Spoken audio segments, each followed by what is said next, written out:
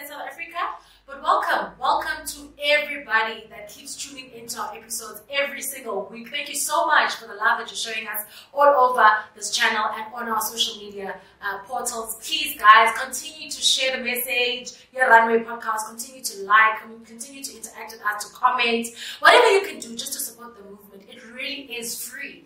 So make sure that you hit that subscribe button and make sure you also follow our partners. This podcast is a collaboration of efforts between SBR, Maano Media, as well as Opulanthea. So make sure that you go and follow us, and I will link everything in the description box for you to go ahead and follow all our partners there as well. But without wasting any more time, let me introduce to you the guy that has been on over 400 media publications, ranging from magazines, newspapers, television, radio, whatever media platform you can think of. He has definitely been on it. I'm talking about using your eyes. I'm nervous. I don't know. These days singing nervous, guys. I nervous, just relax, man. I think I get overwhelmed and I'm like, actually, this is happening. Okay, but anywho, I'm talking about none other than Fezile Dhlamini, the founder and CEO of Green Scooter. Yes. Fezile, welcome. Thank you so much for coming through. Hey, thanks for having me. You make me nervous. I'm gonna really start flapping. Oh no, man, not like that. Just like yeah. I don't know. I guess I do get excited. Modern needs to give me some pep talk before we start shooting, because clearly I go off on my own tangent. But I mean, welcome. Thank you. First, I asked you if you subscribe to our channel, and you said what? I said I'll do it when I hear. Okay. Okay. Yeah, I told you, like, YouTube for me, it's something that I just use, when I need to upload, like, green scooter stuff, or when I'm looking for certain information. So it's not like to sit and, like, do stuff for quite some time. Yeah, like, yeah. Anything from a podcast perspective, when I'm listening to something else, it's all on Spotify. Or, yeah. Spotify, Apple. Yeah, the Apple one. But yeah, that's where I listen, I consume my content. Yeah. Oh, I'm just okay. on my phone half the time. Yeah, which is crazy to me, because you said to me before we started recording that you've been on more than 4. Like, how does one person physically go to over 400? I don't know. Media interviews. Like, who are you? The thing is, it's like, I think on top of like having done so many interviews, I think I remember telling somebody at some point, maybe it was my last week's interview, I was doing it last week. And I said, look, I've received over 360 rejections of building my company. And the thing is, it's like a lot of people they react the exact same way you react. Yeah. And it's a thing of like, how the hell do you do it? Yeah. Right? So I don't know. Can I drop some F-bombs here? Please do. Right, cool. If you comfortable. It's like it's more or less like how you think and how you operate. And developing that thick skin over time. I think I remember telling somebody that it probably took 50 rejections for them to realize the type of landscape I'm dealing with, and to accept that, look, you're just gonna keep on getting punched in the face. You never know what the plan is until you get punched in the face. So yeah, I mean, that's another feat that I have. Yeah. Out of that 360. 360 rejections.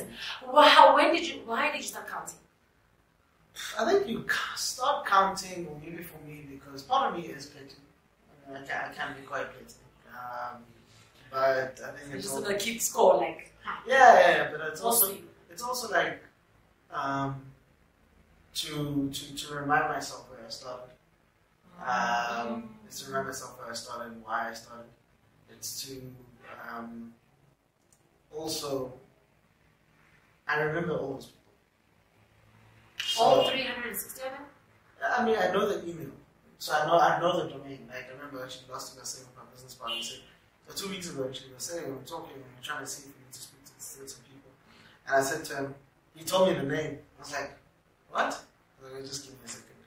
I went to my laptop, search for the name. It's like, these guys. He's like, yeah, I remember speaking to them last year in March. Yeah. And that's how I also I remember things based off of like more photographic, I guess, as well.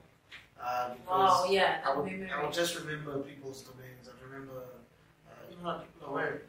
Oh, for real? Yeah. You just have That's interesting. I did. You're wearing a red pants top and red pants. Stop. Right. So, Fezile, you are a business person. Yes. Have been for the last few years of your life. Before that, you were working in corporate. Yeah. Talk to me about that jump, because I always, obviously we're all inspired by the work that you do, and we obviously will get into that. I just want to know that jump for you to now say, I'm done now in corporate, at least for now, and then go and pursue your own thing. What did you go through? Are you going to who thinks about everything to the last detail, or were you just like, no, you know what, I need to do this? What informed that decision to leave?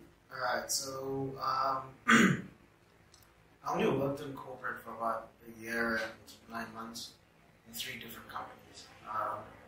And even when I was completing my final year at varsity, I had a company that was rendering services for university institutions, including, So after that, the following year, that December, I was trying to figure out what I want to do with my life. And that's where I bumped into, I saw some other ladies stepping out of a taxi, plastic, and that's where the whole solution dawned up on creating transport options for people.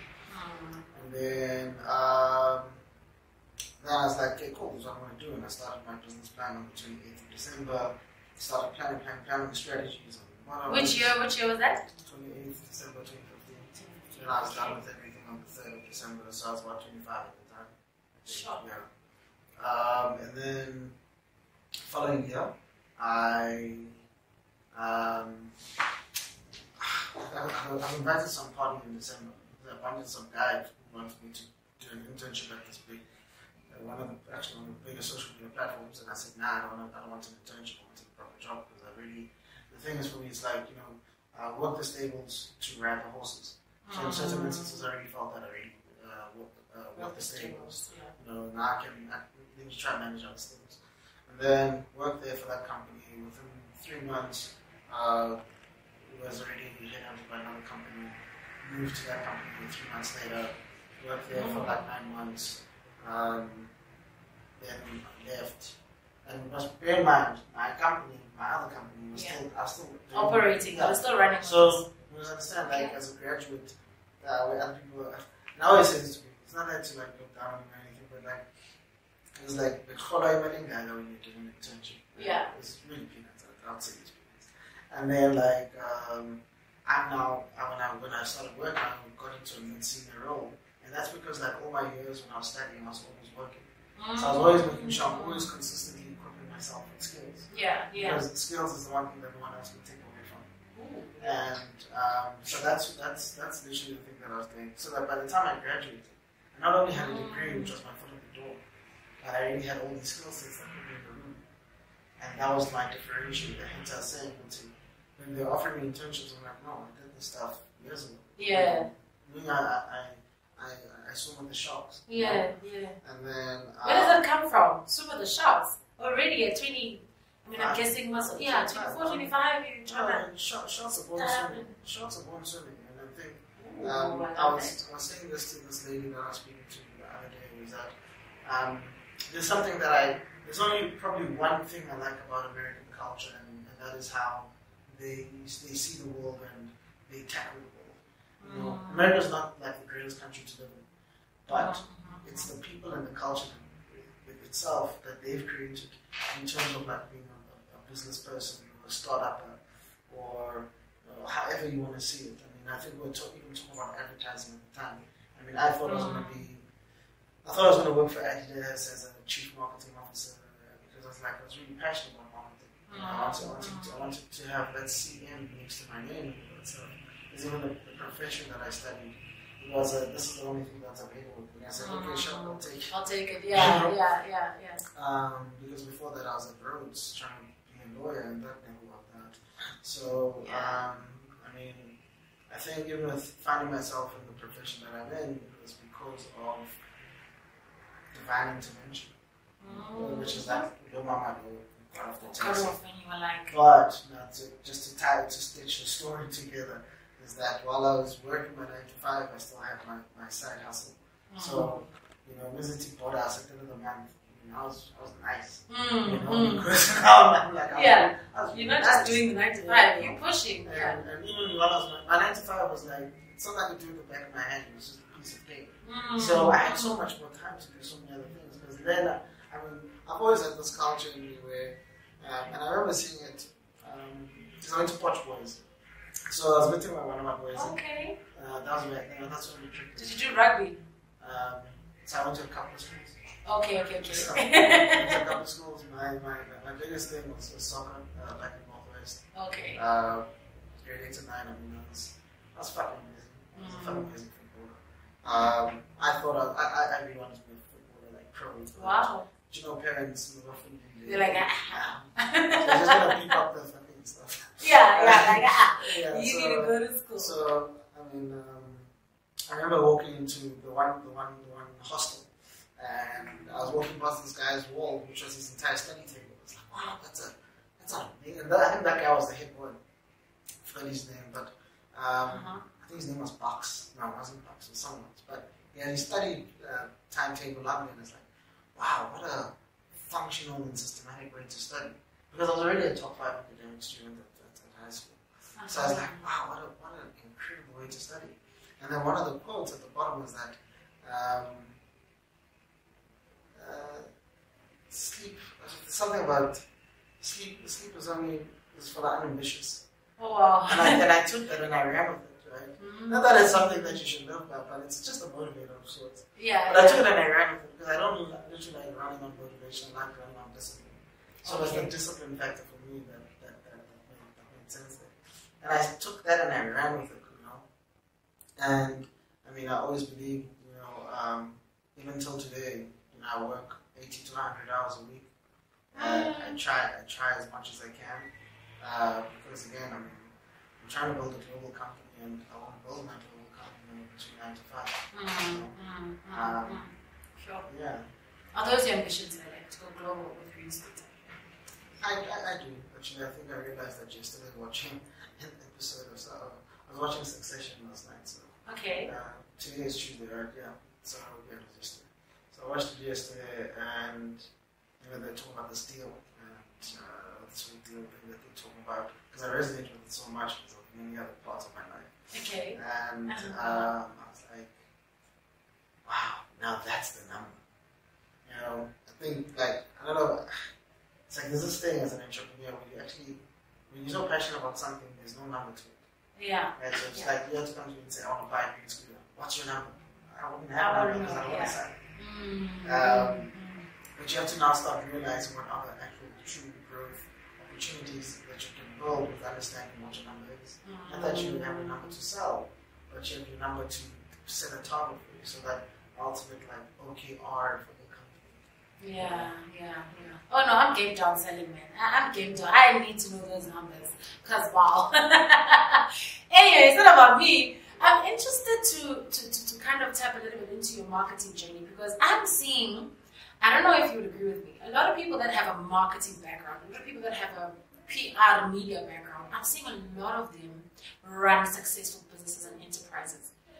Right now, let's just say in 2023, let's just go 2023. A lot of guys, I mean, we have a CEO, Alfie, now, before this podcast, and he's from marketing, and he's doing so well in his career. And there's so many examples, there's too many. I mean, there's the guy with Vaya, the sneakers, Timber, he's doing so well, he's come from a marketing background.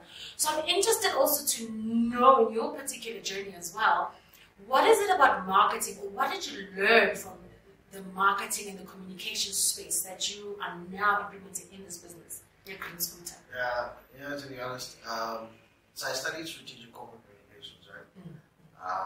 But I'm someone that's always been fascinated by the sciences, design, engineering. So my company is an engineering company. Yeah. It's like when we think of products, when we think of services, we think about it from a consumer perspective.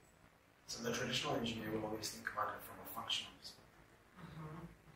So I remember having this meeting last week with some other engineers, and they were like, I was showing them the latest product because we're building something, it's a whole new, it's going to be the most advanced electric three-wheeler in the whole world. I kid you not. And when I was showing them the product, they're like, oh wow, they just see like a lot of thought. Are you limited to share? No. Okay. I think I understandable. Yeah. I posted something probably 2 weeks ago. It was like a teaser, but nobody understands. It's not. That's. Oh gosh, I'm gonna go look. No, where did you post it? On LinkedIn. Yeah. That's cryptic messages. That's not even like the actual product. I was actually talking to my designer today. Actually, saying, dude, I saw you posted that. Like, are you saying we're going live? I was like, no, we're posting that product, but the actual product that we're launching is something else. Something else. Okay. That's the one that. Let me tell you. I mean, it's me building the most amazing car company, but that's me building the most amazing technology company. I'm building a tech company that is going to be solving problems which is related to transportation. And we're building the product with the actual problem in mind. We're trying to also build a product that's going to be like 100% South African made. Because even within our entire supply chain network, it's crippled and it's foreign. So we buy batteries, we buy hub motors, we buy. You still buy from China. You still buy from. Where do you buy from? Just by assuming China, because they do a lot of manufacturing. Vietnam. No. Okay. I'm telling you if you give me a chance. Okay, sorry. Sorry. Maybe that's typical. So I mean, yeah. Most of our primary technology, proprietary tech, come from Sweden, and then we have like our batteries, which are coming from India, but we're stopping that because of the experience that we recently had. It really cost us over like millions of damages, reputational damages. Hub motors, they come from China, and because the supply chain is there's various components in this electrical scooters. So what we're trying to do, in essence, is to create a local supply chain. Because I've done the numbers, I've done the planning in terms of what does the supply chain for electric vehicle manufacturing look like in Africa, starting in South Africa. We've done those numbers. I've done presentations about it at a high level. So we're trying to intentionally create this local supply chain. Because again, I think I was telling some other guys some other time, it's like, guys, if there's anyone to partner up with, it will probably be the best person to partner up with, because again, skin in the game, how long in the industry, commercial side of the industry as well. We've got massive clients, we're still growing that entire customer base. We understand the lay of the land, and we know what it's going to take, and what opportunities it's going to create. So, I don't know if I'm speaking in parallel. But in your view, is it possible? Because you're almost giving me a sense of it is possible to build a kind of, because this conversation will go in so many different directions. Because the industrialist in me and the black industrialist in me is like, what are the opportunities really for our people? Because even in those same spaces, we don't want Chinese people coming in here and doing a plant in South Africa, but because we're happy because it's in South Africa, but it's still run by outside people. The problem is that South Africans, and I'll more say black South Africans, we have this thing, we have this way of thinking. This way of thinking, and I'm going to start it from a consumer perspective, right? As a consumer, you go to school, you get a job. Now you're out of the shackles of poverty. Yeah. When you're out of the shackles of poverty, you're now in the middle class. The first thing that you're going to want to buy is a car. It's going to be a what? Okay. Is this statistically proven? No. What car? My first one. Yeah. Polo. German car. German car. Yeah. But that's because it's there. Yeah. Right? Yeah. So here's what I'm trying to change. I'm trying to change the psychology of people.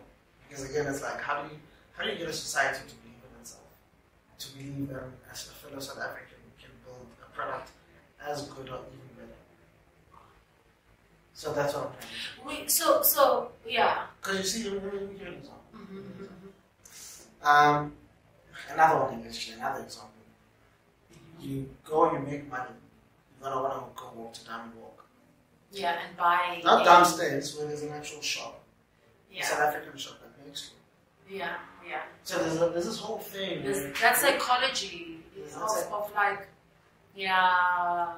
I think such a bigger though. You can't blame us too much for that. However, I'm not saying it's right.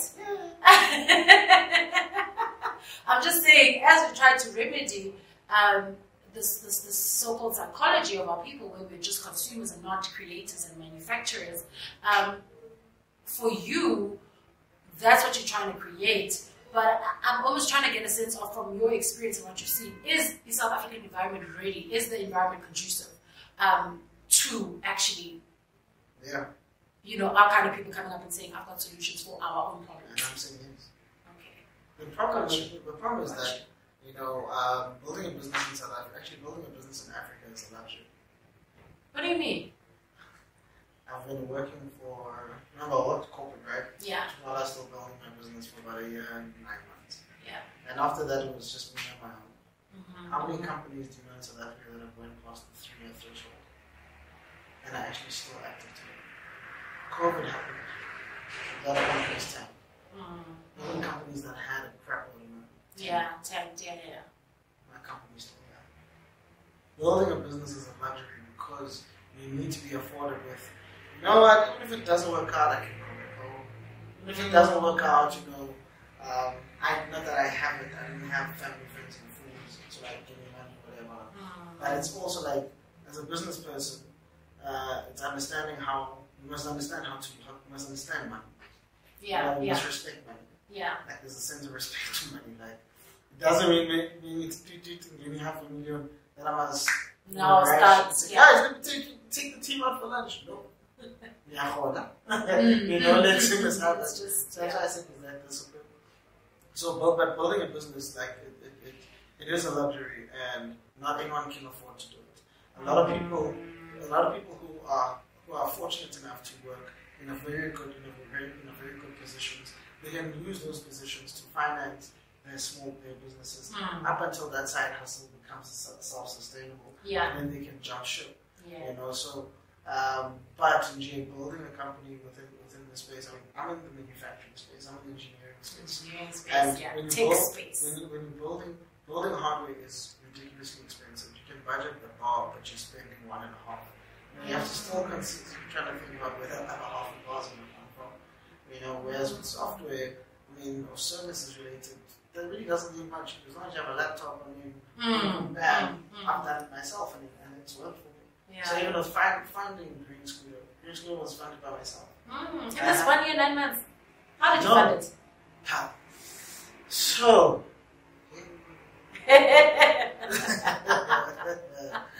there's a time, March 2018, my money's running out because I'd already now left my job the previous year in July.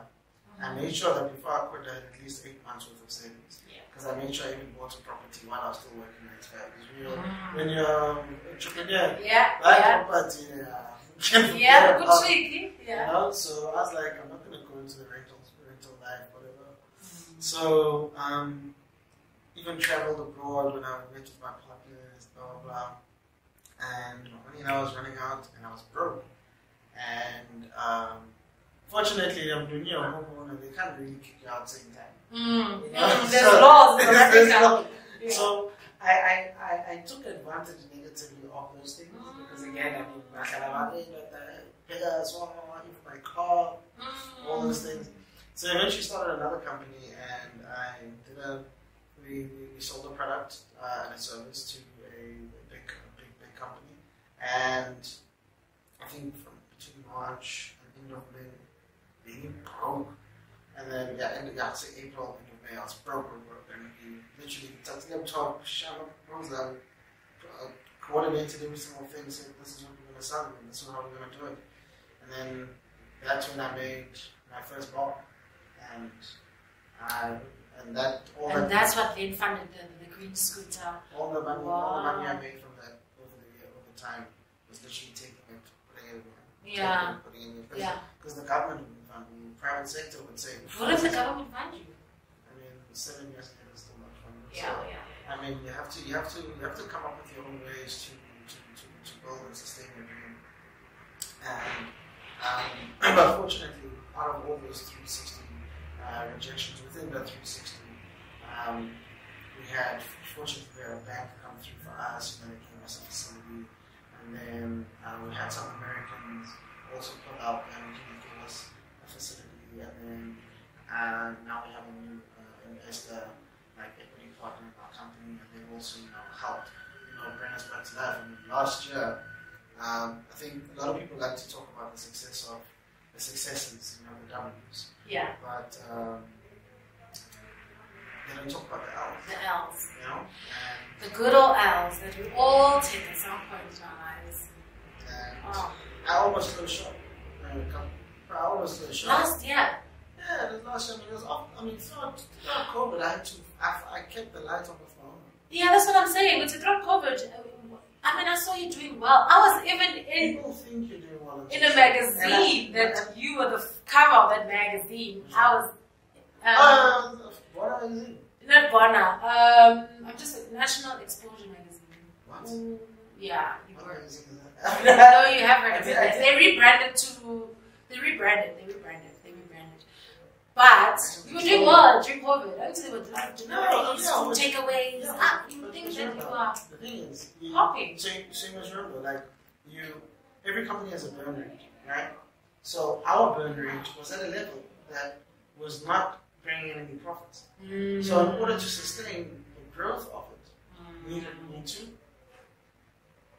constantly do this. Yeah. So it can be doing well in terms of, we're the only people that still today put electric vehicles in the townships of South Africa. A lot of people are saying, Alex, what's a John Chap? So we built it, but it did well for itself. But growth is expensive. Yeah. And that's a lot of people don't know. People think that as you grow into different markets, and if you don't manage, ideally the most ideal burn rate is 2 to 1, right? But if you're not at that 2 to 1, it's kind of really tough to get there.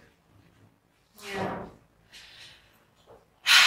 All right. So don't worry. Okay. So for somebody who doesn't know, what is the burn rate? Oh, burn rate is the amount of cash that you're pretty much spending day to day, month to month basis. Yeah. That's the burn rate. Yeah, that's your burn rate. So it's the rate at which you're spending money. Okay. So it's like all your overheads, you pretty much have lined them out. You know where it is, how much you're spending. This pretty much shows you at what point you're going to tank. Oh wow. Okay. Yeah, so whenever you're raising capital from investors would ask you, what's your burn rate? Yeah. And then how much do you have left up until you need to raise again? So whenever you're raising cap, because we raise cap from private investors, we work on a 6-month cycle. Because realistically, to raise money in South Africa would take you about 6 to 9 months. So we have to work with that particular cycle in order to know how we're going to live to see that day. Very, very, okay. It's very insightful. And I tend to do this a lot, where I've got a lot of questions at the same time. Sure. But for me, I'm interested then to ask you then about the investments, because as small businesses, or in the space that I'm playing in any case, we've got a lot of small businesses. It's easy enough to start up. I'm not saying it's easy as in it's nothing, but you can start a company. Anybody can literally go to BizBoards and register. Yeah. And then there's always this thing with symphony funding, symphony funding. You have had successful funding rounds. I just want to know from your point of view, what is it that investors are really looking for? Obviously, we know ROI, but how do you please make that practical for somebody who's listening that's like, I want to send a proposal, or I want to propose my services to this company. What is it what must be in that proposal almost? Can I be honest with you? What are they looking for? Each company has its own financial needs. So even as a company, you need to know what you're raising right? So what's your capex, what's your opex, right? And even with when you raise a particular round, whether it's your pre-seed, it's your seed, your extended seed, your extended pre-seed, or your series A, whatever it is, you need to try and understand. Okay, cool. How much runway is going to give me? So now, let's say you get to understand. Okay, cool. Us raising this capital is going to give us about 18 months of runway. So which means that in 18 months from now, we're going to need more money, right? You must already know, like, what's your financial model, the one that you apply. I mean, in most cases, the one that we've applied all the time has been a DCF model, discounted cash flow model. So we've applied that model, but now we're actually changing it to kind of suit the type of investors we're speaking to. Then there's another part of the conversation is that, do you have a fundraising strategy? Right? So you need to have a fundraising strategy, which literally is going to talk different points as to what it is you're raising, who you're raising it for, what is it going to be doing, when investors can expect to see returns, what is the actual exit. But that also sometimes gets supported, not sometimes. If you're not sending an investor your fundraising strategy, you'll probably send them an IM, which is an investment memo. Okay. So now your investment memo is like, okay, it's like, why should we care? That's basically it. So in 2 pages, you're basically telling an investor a reason why they should care about Why should they care, or how you want to get their money back? Yeah, it's literally why should they care? It's an investment memo. So it's telling what your company is, what it does, what's the market, what's your current traction, what's your financial, what's your business unit economics. We can give you some information about your product if you're working on some R&D, and all other supporting information. Because you also now need to give, when you look at market opportunity, a lot of people don't know this. So it's like with your market opportunities, it's going to be, okay, what's your TAM, what's your SAM, what's your SOM. So, oh my goodness, okay, that just went over my head. It's fine. What's your total addressable market? What's your serviceable addressable market and serviceable obtainable market? Okay. So the mistake a lot of people do with raising capital is that they always chase the TAM. And chasing a total addressable market and saying, well, when we make cell phones, we're going to sell them to everyone in South Africa. That's about 60 million people, right? And we're going to sell them at X amount of money, so we're going to make X amount. Realistically, you won't. Now you need to look at what is your serviceable addressable market. So even out of all of this, like, it's always trying to make sure you focus on the 5%. The 5%, speaking to investors and telling them the 5% you're speaking to makes much more sense. Anyone is a billionaire on paper. Like, your financial model, you can say, trigger this, and that trigger makes all those other things and says, oh, this company's terminal value is now R500 million over 5 years. Based off of what? So when you're building this entire thing and speaking to the investors, you need to sort of kind of like understand more also what they want to see. So even fortunately for us now, because what I've done is made sure I joined many types of, not local, abroad. Local programs have just been shit. I look at what they're doing and they're all just doing shit. I mean, people are just paying themselves a fuckload of money to tell people how to start a business, not telling people how to grow a business. So this is where, like, now you find there's this new thing, like even for investors, they have started a company. Well, their company is pretty much venture building. So it's like, how do we build this company where it's making the ARR is X, and we want to take it to X value, which is probably like 10X over the next 3 years. So when you take it to that 10X over the next 3 years, which will be an X value, how are we actually assisting as the company, which is venture building, from an incubationary perspective? Well, a lot of people aren't doing that. Yeah. I mean, a lot of these programs, you said you look very frustrated. Yeah. So, I mean, what I was trying to say is that one of the programs I joined with Anglo American, we're working with a company I've always wanted to work with before. It's called Edge Growth, and with them, basically, they're now helping us and guiding us to get to that investment period. Because now with our type of company, we're trying to raise a shitload of money. Same with raising that shitload of money, you're speaking to certain types of companies. So certain types of companies want to see things a particular way. So how it then has to become a particular way, I may not know how to do it. This is where those external consultants come in. Got it. I got it. So yeah, I mean, when you raise, so interesting though. Yeah, when you're raising, the whole venture capitalist is a whole. Have three things. Have three things. Have your financial model done right. Okay. Have your pitch deck done right. You always need three types of model. Pitch deck. You need three types of decks. You need a listing deck, you need a reading deck, you need a generic deck. Even within those decks, you need to have like your 2-minute deck, which is like your 3 slides or 4 slides. Or your hard hitters, get straight to the point so that they can have interest enough to come and speak to you. For more, okay. Great. Then you can have, depending on what type of business you do, you'll have your business development deck, you'll have your sales deck, advertising deck, whatever your unit economics are, you have those. Then you need to have your IM, which is your investment memo. That's the one that you say, okay, here's it on your desk. They read through it, then they can say, aha, or that's pretty much where you get your yeah. And then again, like you need to research the company that you're asking money from. Don't just send a generic email or whatever. I mean, you can use the likes of ChatGPT to articulate your words better. I think I've also done that very well. Yeah. I use ChatGPT just to articulate my words. Yeah, like studying. So what a lot of people do, let me say something. A lot of people do. They would just like go and like.